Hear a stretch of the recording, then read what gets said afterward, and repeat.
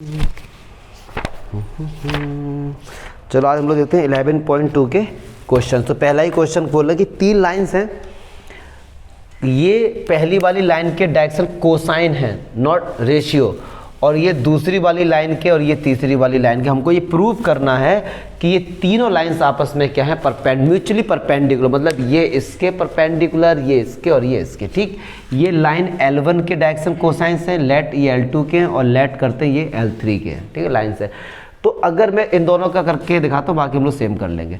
अगर कभी भी दो लाइन आपस में परपेंडिकुलर होती हैं और डायरेक्शन कोसाइंस अगर गिवन है, तो भाई साहब L1 into L2, M1 into M2 और N1 इंटू N2 अगर ज़ीरो आ जाए तो वो आपस में क्या होते हैं, परपेंडिकुलर। तो बस ये वाला L1, ये M1, ये N1, ये L2, M2 और N2, बस वैल्यू पुट करो 12/13 और ये हो जाएगा 4/13 plus M1 minus 3/13 into 12/13 plus minus का 4/13 और 3/13। अब 12 चौक 48, 169, 36, 169 और 4 3 12, 169। और तो 48 से 36 माइनस किया 12 और माइनस का 12 जीरो आ गया। तो अगर ये जीरो आता है तो ये दोनों लाइंस आपस में क्या है, परपेंडिकुलर। ऐसे ही इन दोनों का आप चेक करना, इन दोनों का हर बार आंसर जीरो आएगा तो परपेंडिकुलर है, अदरवाइज नहीं है फिर। ठीक है, अच्छा कह रहे हैं कि एक लाइन है जो इन दो पॉइंट, क्वेश्चन में सेकंड है, जो इन दो पॉइंट से होती हुई जा रही है। अगर मैं इसको प्रैक्टिकली समझाऊं तो देखो, एक लाइन है जो 1, -1 और 2 और 3, 4 और -2 से होती हुई जा रही है, और कह रहे परपेंडिकुलर है एक और लाइन के, परपेंडिकुलर है मतलब 90 डिग्री। इन दोनों लाइन के बीच एंगल क्या है, 90 डिग्री।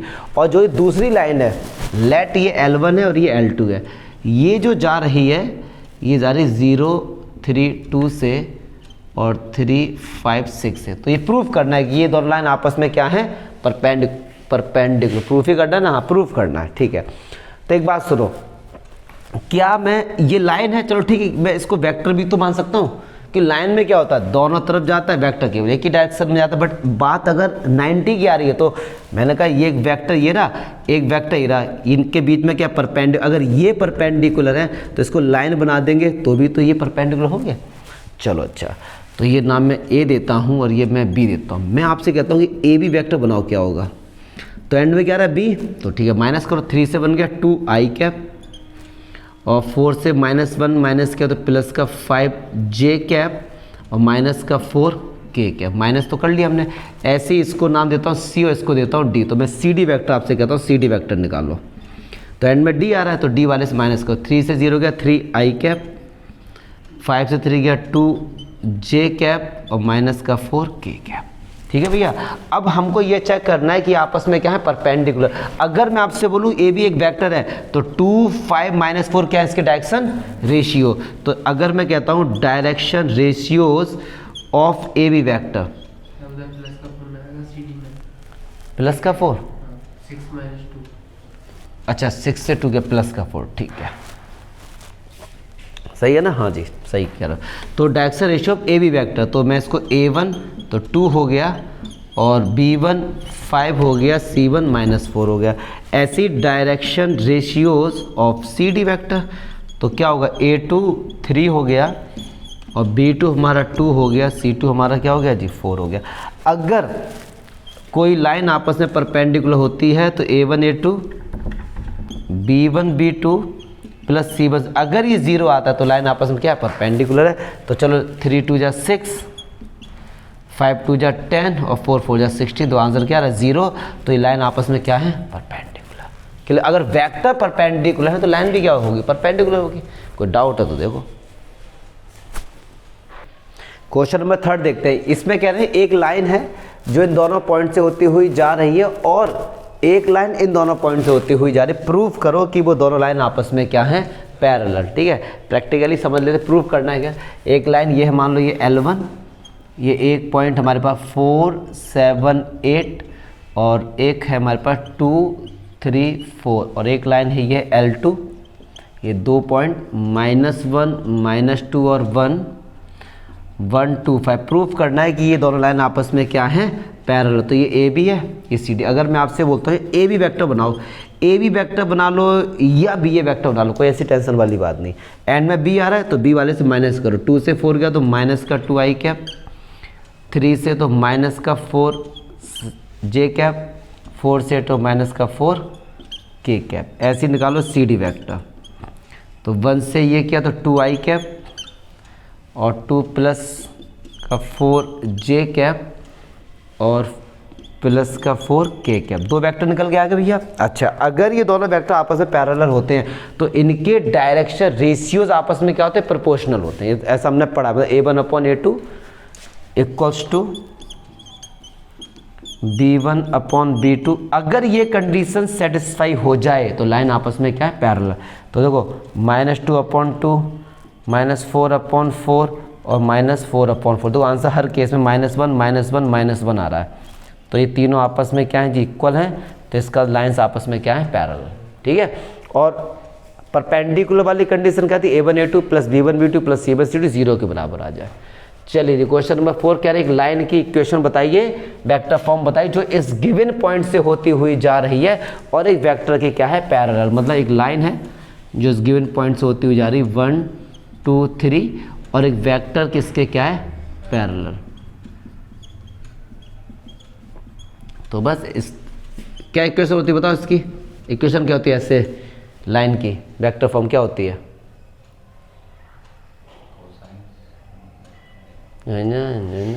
प्रूफ बताना बेकार है सब ऐसे, तो फिर ना A vector plus lambda B vector. ठीक है। तो ए वेक्टर क्या होता है, जो इस गिवन पॉइंट का पोजीशन वेक्टर होता है। तो कैसे बनेगा, आई कैप प्लस 2 जे कैप प्लस 3 के कैप। बेटा आप लोग ये भूल रहे हो कि तुम 12th में हो। और बी वेक्टर होता है जो लाइन पैरेलल है। ये कौन था, ये क्वेश्चन नंबर 5 देखो, कह रहे हैं एक लाइन की इक्वेशन फाइंड करनी। खैर सिंपली क्वेश्चन है, लाइन की इक्वेशन फाइंड करनी है और वो लाइन किसी पॉइंट से मान लो होती हुई गई है, उस पॉइंट का पोजीशन वेक्टर दिया गया, ये रहा, ये पोजीशन वेक्टर उसका दिया गया और ये लाइन किसी वेक्टर के पैरेलल है, वो वेक्टर ये दिया गया हमारा। ठीक है। तो जो ये वेक्टर, ये पोजीशन वेक्टर, इसको बोलते थे ए वेक्टर, और जो हमारा पैरेलल होता है उसको हम क्या बोलते थे, बी वेक्टर। तो फॉर्मूला क्या होता था, आर वेक्टर इसको A vector plus lambda B vector. तो ए वेक्टर क्या था जी, 2 I cap minus J cap plus 4 K cap plus lambda. B vector क्या है, आई कैप। ठीक। अच्छा, ये भी अच्छा क्वेश्चन कह रहे हैं, एक लाइन की इक्वेशन फाइंड करो। ठीक है प्यारा। अच्छा इसमें, हाँ इसमें शायद दोनों फाइंड करने थे, इसमें आपको कार्टेशियन फॉर्म भी दिखानी थी, कार्टेशियन फॉर्म। चलो देखो कार्टेशियन फॉर्म क्या होती है, ऐसे कि x minus x1/a, y minus y1/b और z minus z1/c। x1 y1 z1 क्या होता था, जो पोजीशन वेक्टर होते थे उसके डायरेक्शन रेशियो, और a b c क्या होते थे, जो वेक्टर हमारा पैरेलल होते थे उसके डायरेक्शन रेशियो। तो x माइनस x1 इसको लेंगे 2, a आई क्या है, क्या 1, y माइनस y1, अब ये यहाँ पे क्या आएगा -1, तो क्या होगा +1 अपॉन b, आगे क्या है 2, z माइनस z1 कितना है जी 4 अपॉन c की वैल्यू क्या है -1। ठीक है। तो ये कार्टेशियन फॉर्म हो गई। चलिए जी, कह रहे हैं भैया एक लाइन की इक्वेशन बताओ जो इस पॉइंट से होते हुए जा रहा है। पॉइंट ये रहा -2 4 और 5 और एक देख लेते हैं, मैंने पूरा लिखा नहीं। कह रहे हैं find the Cartesian equation of a line passing through this point and parallel to the given vector. और एक वेक्टर हमारा पैरेलल है, ये रहा, ये वेक्टर इस फॉर्म में दिया गया इस लाइन का x + 3। अब समझना, ठीक है बच्चे कंफ्यूज होंगे इसमें। देखो चलो एक चीज़ मैं दोबारा पढ़ के बोलता हूँ। कह रहे हैं and the parallel to the line, and parallel to the line. अब समझना क्या ये लाइन की इक्वेशन है, समझना ध्यान से, क्या ये एक लाइन की इक्वेशन, ठीक है। आपको इस लाइन की इक्वेशन फाइंड करनी, इस लाइन की जो इस गिवन पॉइंट से होती हुई जा रही है, और ये एक लाइन की इक्वेशन दी है, इसके क्या है पैरेलल। इस लाइन की इक्वेशन L1 की फाइंड करनी है जो इस गिवन पॉइंट से होती हुई जा रही है, और एक और कोई लाइन है उसके ये क्या है पैरेलल। तो इस लाइन की इक्वेशन बताओ। अब चलना, इन्होंने वेक्टर बोला, कार्टेशियन हम दोनों कर लेंगे, ठीक है। तो जो पॉइंट दिया होता है उसको जब हम मिलाते हैं तो वो हमारा बनता है पोजीशन वेक्टर। क्लियर है? तो ऐसे लाइन की इक्वेशन होती है R vector equals to A vector. हाँ यार, अच्छा वो गाड़ी, चलो आ जाओ यार, छोड़ो। अब देखना भैया, तो ये इक्वेशन होती है। तो अगर मैं बोलूँ R vector equals to A vector, क्या हो जाएगा, माइनस का 2i cap plus 4j cap, ठीक है। अब प्रॉब्लम आ रही कि सर बीटा वेक्टर किसे, अब समझना, ये एक लाइन है, ठीक। तो ये लाइन की कार्टेशियन फॉर्म गिवन है, और ये जो होते हैं ये क्या होते हैं, उस वेक्टर के डायरेक्शन। यहाँ पे क्या लिखते हैं, चलो ठीक, बहुत अच्छा। तो -5 है, और ये जो 3, 5, 6 डायरेक्शन रेशियोस किसके होते हैं, एक ऐसा वेक्टर जो इस लाइन के क्या है, पैरेलल। तो अगर कोई वेक्टर इस लाइन के पैरेलल है तो वो इसके भी क्या होगा, पैरेलल होगा। तो क्या बी वेक्टर हमारा ये नहीं हो जाएगा? तो बस आंसर आ गया, 3i cap plus 5j cap plus 6k cap. ये हो गई इसकी वेक्टर फॉर्म। अगर बात करते कार्टेशियन की, तो फॉर्मूला होता था, अगर कंसेप्ट के साथ समझोगे तो ये क्वेश्चन बहुत ही सिंपल है। x1, y1, z1 वो पॉइंट होते थे जहाँ से लाइन जा रही है।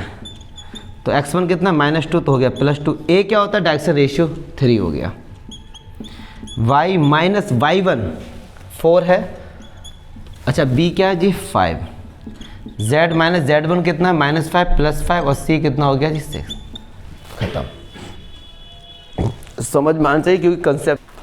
चलो ये कह रहे हैं कि भैया ये कार्टेशियन फॉर्म है, वेक्टर फॉर्म में कन्वर्ट करो। बहुत ही बच्चों वाला क्वेश्चन। सबसे पहला काम करना क्या है, इसको स्टैंडर्ड फॉर्म में कन्वर्ट करो। माइनस है, ठीक है, प्लस है, नहीं, इसे माइनस करो, तो माइनस और माइनस का 4, ठीक है। तो x1 और y1 और z1 क्या हो गए हमारे, 5, -4, 6। और ये जो होते थे डायरेक्शन रेशियो ABC, ये हमारे हो गए 3, 7, 2। वेक्टर फॉर्म होती R equals to A vector plus lambda B vector. तो बस ए वेक्टर होता था, इनको मिला के तो 5i cap -4j cap plus 6k cap plus lambda 3i cap plus 7j cap plus 2k cap. क्या चमका, फील आ रहा ना, प्रूफ किया इसलिए फील आ रहा होगा। चलो देखो, दो लाइन की इक्वेशन गिवन है, कह रहे हैं इनके बीच के एंगल फाइंड करो। लाइन की जो इक्वेशन है वो वेक्टर है, कार्टेशियन है, वेक्टर है, तो एंगल भी लगाओ वेक्टर वाला। क्या होता है, बहुत ही सिंपल होता है, cos theta b1 dot b2 और इनके खत्म। तो आ जाओ भैया, b1 ये हो गया, b2 ये हो गया, करो इनका मल्टीप्लाई आपस में। 3 1 जा 3, 2 2 जा 4, 6 2 जा 12। इसका निकालो भैया मॉड्यूलस, तो अंडर रूट 36 और 49 इंटू इसका निकालो, 1 का 1, 2 का 4, 2 का 4, ठीक है। तो cos theta is equals to 12 4 16 3 19 और ये 7 और ये 3, तो थीटा हो गया cos इनवर्स, ठीक है। 8 क्वेश्चन हो गए, 15 हैं, 7 और बचे, वो कर लेंगे कल हम लोग फिर, है। अच्छा कल एक क्वेश्चन है ये, अब जितने भी इसके क्वेश्चंस बचे ठीक है यार, चलो देख लो, बात नहीं करेंगे। क्वेश्चन नंबर 9 में क्या है, कह रहा है फाइंड द एंगल।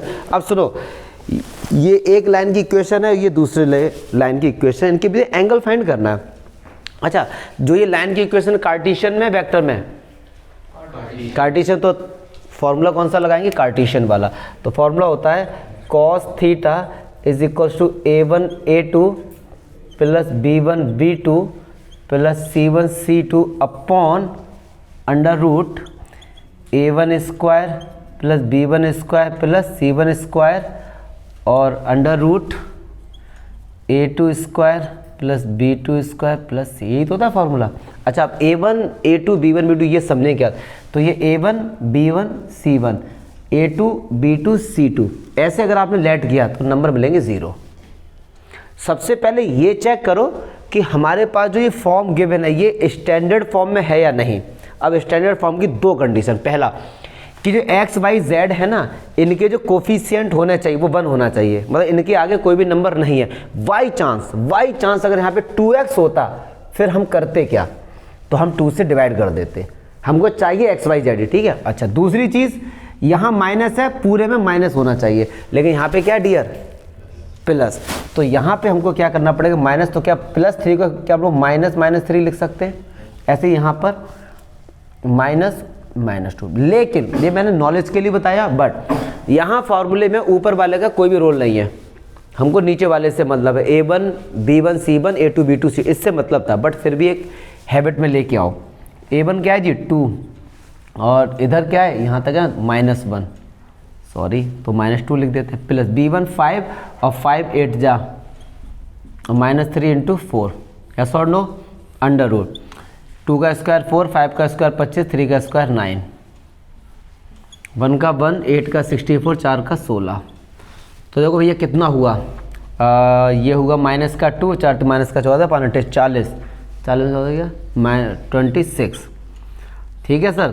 25 और 4 29, और 29 और 9 38, 38 × हाँ 81 का क्या हो गया 9, कितना आ गया जी 9। अब कुछ कैंसिल हो रहा है, नहीं हो रहा है, तो 26/9 √30, ये निकल के आई है वैल्यू cos थीटा की, बट हमसे पूछा थीटा, तो थीटा बराबर क्या हो जाएगा cos इनवर्स, ये तो बच्चों वाली बात है। खैर cos इनवर्स 26/9 √। अब वैसे मैं सेकंड पार्ट आपको बताता नहीं, लेकिन थोड़ा सा अलग लगा तो मैंने कहा आपको बताना चाहिए। ये x है, ये y है, ये z है, और यहाँ पे अगर एंगल की बात है तो हमको इनसे कोई मतलब नहीं था, वैसे हमको मतलब इन्हीं से, बट नॉलेज के लिए उतारे हैं। क्या हम इसको x को x -0 लिख सकते हैं, y को y -0, z को z -0, तो कोई फर्क नहीं पड़ा। A1 B1 C1 A2 B2 C2, put the value get the answer, ठीक है, बेसिक था ना। हाँ, मज़ा तो भाई साहब इसमें आएगा। ये क्वेश्चन एक बोर्ड में 4 नंबर का कई बार मिल चुका है, एक बार नहीं, जाके चेक करना, जहाँ तक मुझे याद है 3 से 4 बार मिल चुका है ये। तो ऐसा क्या है इस क्वेश्चन में, कैलकुलेशन में मेरा साथ देना आप लोग, और मोस्ट इंपॉर्टेंट क्वेश्चन है। देखो ये भैया 2 लाइन की इक्वेशन है, और पहले से ही बोला गया, अगर आपने क्वेश्चन पढ़ लिया होगा, कि ये दोनों लाइन्स आपस में परपेंडिकुलर हैं। तो P की वैल्यू बताओ, हाँ कहीं P होगा, ये रहा, तो P की वैल्यू बताओ। इतना इंपॉर्टेंट क्वेश्चन है ना ये। अब मतलब अगर आप चाहते हो कि लाइंस का सबसे अच्छा क्वेश्चन NCERT में, तो वो ये है। इसमें देखो जो ये कार्टेशियन फॉर्म है, स्टैंडर्ड फॉर्म में है ही नहीं बिल्कुल भी। यहाँ पे भैया क्या 1 - x, अब एक एक करके मैं इसको स्टैंडर्ड फॉर्म में पहले कन्वर्ट करता हूँ।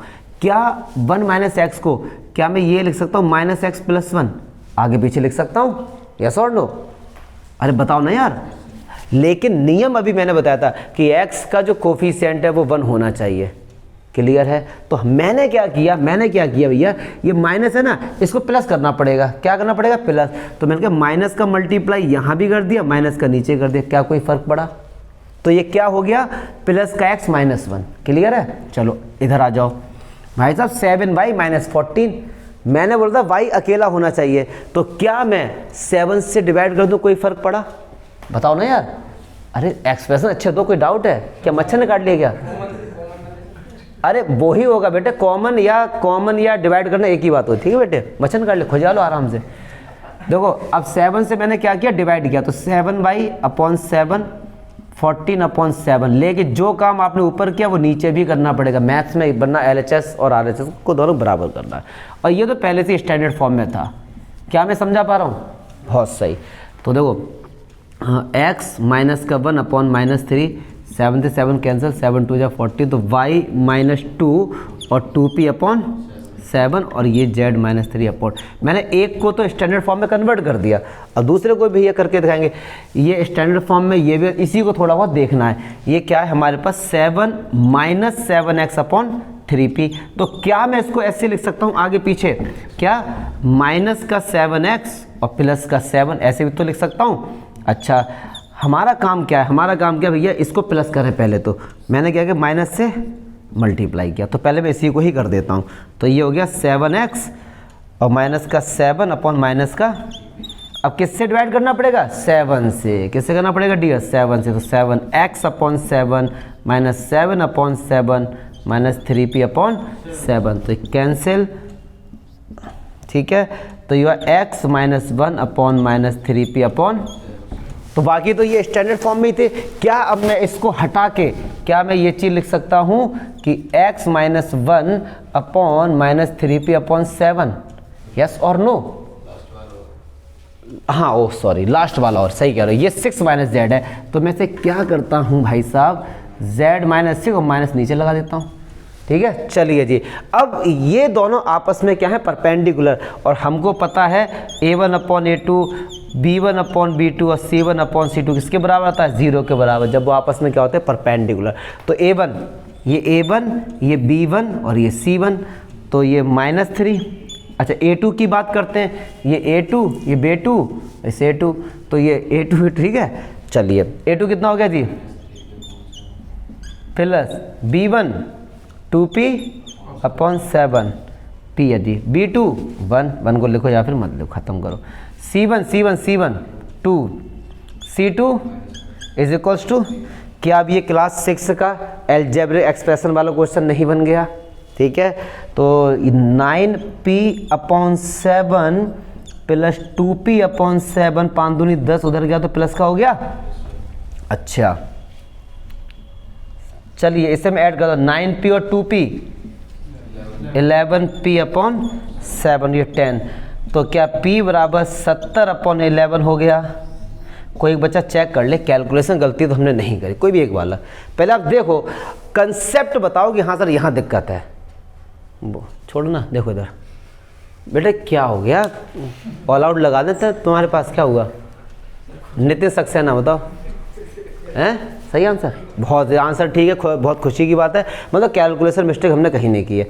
आप बताओ सर हमको ये डाउट, कन्वर्ट देखो यार, कन्वर्ट करना सीखो। अगर नंबर वाली बात करें तो यही क्वेश्चन है भैया जो आपको मिलेंगे 3D में, ऐसे मिलेंगे, इतने सिंपल नहीं आएंगे, ये आएंगे तो 1 नंबर में आएंगे, वैसे आए तो ये 4 नंबर में देंगे आपको। ठीक है, चलो देख लो, इसको तो लिख ही लो कम से कम यार। चलिए आ जाओ, देखो खैर ये तो बच्चों वालों को, देखो बेटे कह रहे इसमें प्रूव करो, ये 2 लाइन की इक्वेशन है, तो ये 2 लाइन आपस में क्या है, परपेंडिकुलर। तो चेक करो स्टैंडर्ड फॉर्म में है। अब आप सोच रहे होंगे कि सर ये एक्स वाई जेड क्या है, कुछ नहीं, इसको x - 0 y - 0 z - 0 लिख सकते ना डियर। चेक करना है कि ये आपस में क्या है, परपेंडिकुलर। तो a1 a2 plus b1 b2 plus c1 c2 अगर हम 0 के बराबर दिखा दें तो लाइन्स आपस में क्या हो जाएंगी, तो ये 7 × 1 - 5 × 2 और 1 × 3, तो देखो 0 आ गया। तो ये दोनों लाइन्स आपस में क्या हैं, क्या? अच्छा ठीक है, 7 एकम 7 और 10 और प्लस 3 हो गया ना ये। अच्छा 12 क्वेश्चन कह रहे हैं कि ये 2 लाइन की इक्वेशन है भैया, और इनके बीच का शॉर्टेस्ट पाथ बताओ। क्या बताओ? Shortest path. लाइन की जो इक्वेशन वेक्टर फॉर्म में है, तो जो आंसर आएगा वो भी किस में आएगा, वेक्टर फॉर्म। तो क्या होता है, b1 क्रॉस b2, यस और no, dot a2 minus a1 upon b1 cross b2 का मॉडुलस। मुझे नहीं लगता कि इसमें कोई दिक्कत है।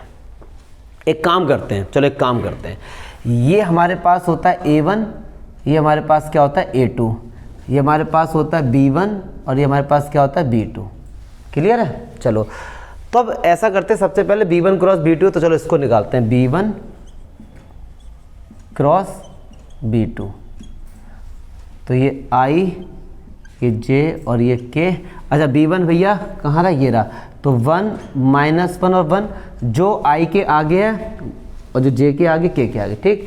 ऐसे यहाँ पे 2 1 2 2 1 2, तो चलो ये इसको हाइड किया, ये तो ये माइनस का 2 और माइनस का 1 प्लस का j, 2 बन जा 2 और माइनस का 2, कहाँ बेटे? अच्छा माइनस का j, हाँ गुड, वेरी गुड। तो ये हुआ, तो ये 1 और प्लस का 2, तो हमारे पास क्या निकल के आया, b1 केवल कुछ नहीं कैलकुलेशन है, माइनस का 3i कैप, वो तो 0 ही हो गया, प्लस का 3k का। चलो इसका लगे हाथ मॉडुलस भी निकाल लेते हैं, तो 9 और 9, तो 3√2 हो गया ये। चलो डाउट तो नहीं कि सर ये कैसा जोड़ा, 18 आना था, ये मतलब 9 मैंने कॉमन ले लिया, 9 का 3 होता है। हाँ जी, कि तो ये कौन सा ऐड कर दिया, 9 + 9 3√2 हैं, बताओ ना। चलो आ जाओ, चलिए जी b1 क्रॉस b2, सुनो b1 क्रॉस b2 क्या भैया हमारे पास ये रहा, तो माइनस का 3i प्लस का 3k dot product A2 minus A1, तो मैं A2 में इसको माइनस करता हूँ, 2 से बन गया 1 आई कैप माइनस का 3 जे कैप और ये क्या हो जाए माइनस का 2 के और ये कितना हो गया 3√2। चलो जी मल्टीप्लाई करो, -3 का इसके साथ तो -3, जे तो है ही नहीं तो 0 हो गया और 3 का इसके साथ माइनस का 6 अपॉन 3√2, तो ये कितना होगा माइनस का 9 बाहर आएगा तो 9 3√2, तो 3/√2 रैशनलाइज कर दो तो ये कितना होगा 3√2 अपॉन, यूनिट जरूर लिख देना क्योंकि डिस्टेंस। अच्छा डाउट बताओ यार, डाउट क्या है? पक्की बात है डाउट नहीं होना चाहिए कुछ भी, क्योंकि put the value get the answer है ये। अब चलो ये देखो, ये 2 लाइन की इक्वेशन कह रहे हैं, इनके बीच में शॉर्टेस्ट पाथ फाइंड करना। अच्छा ये जो इक्वेशन है किसमें, कार्टेशियन में, तो फार्मूला कौन सा लगेगा कार्टेशियन, और इसका कार्टेशियन का फार्मूला लगाने का मतलब है x2 minus x1 y2 minus y1 z2 minus z1 a1 b1 c1 a2 b2 और c2, फिर अंडर रूट पूरे में। अब इसको देखना कैसे, इसका इसके साथ माइनस इसका इसके साथ, a1 b2 minus a2 b1 का whole square plus b1 c2 minus b2 c1 का, फिर इसका a1 c2 माइनस का, बस ये छोटा था। अब सुनो क्या करना है, सारी वैल्यू हमको पता होनी चाहिए सबसे पहले स्टैंडर्ड फॉर्म में, सबसे पहले तो देखो भैया x प्लस 1 है तो हम क्या ऐसे हम ये लिखेंगे अपॉन 7, ठीक 1 हो गया। चलो ऊपर वाले तो स्टैंडर्ड फॉर्म में पहले से, चलो इसे लिख ही देते हैं जितना लिखा है तो 1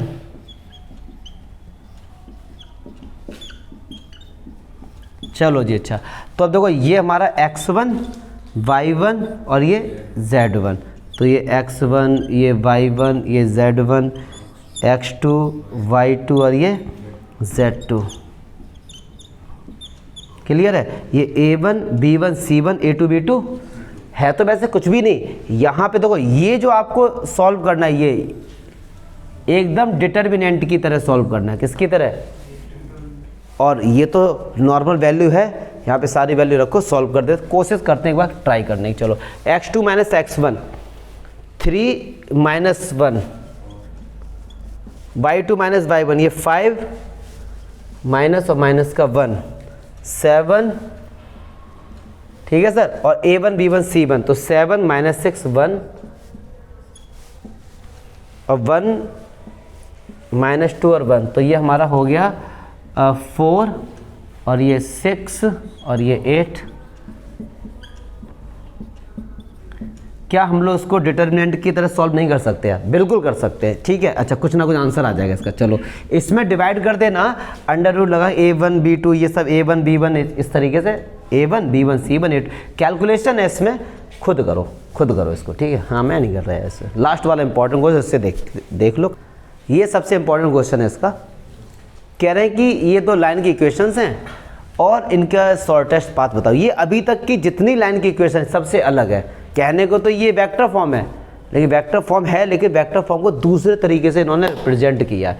वेक्टर फॉर्म जब होता था a plus lambda b vector, मतलब 2 वेक्टर दिखते थे, यहाँ तो यार केवल एक ही वेक्टर दिख रहा है। अब कैसे करें, तो इसे 2 वेक्टर में कन्वर्ट करते, देखो कैसे, r वेक्टर है, i वेक्टर का मल्टीप्लाई कर दो, i कैप माइनस का t i cap plus t j cap minus का 2 j cap plus 3 k cap और माइनस का 2t k कैप।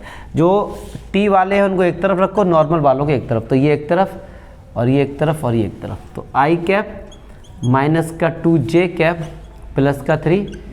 अब जितने भी t वाले हैं इसमें तो t बाहर लिख लें, तो ये माइनस का i कैप प्लस का j कैप माइनस का 2 k कैप। क्या ये उस फॉर्म में नहीं आ गया, a vector plus lambda, lambda एक होता है स्केलर क्वांटिटी, वो कुछ भी हो सकता है, लैम्डा या म्यू या T A B C D कुछ भी हो सकता है, तो वो टी है। तो ये क्या लाइन की इक्वेशन कुछ समझ आई ना, ऐसे हम लोग यहाँ पे करेंगे ये, तो इसको भी हम करेंगे S I cap plus I cap plus का 2SJ कैप माइनस का J cap.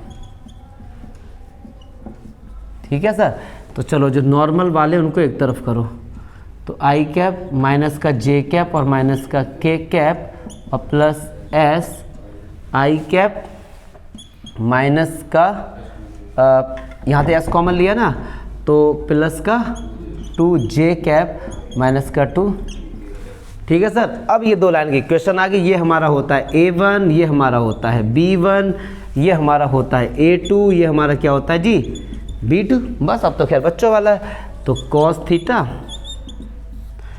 B1 cross B2 sorry dot A2 vector minus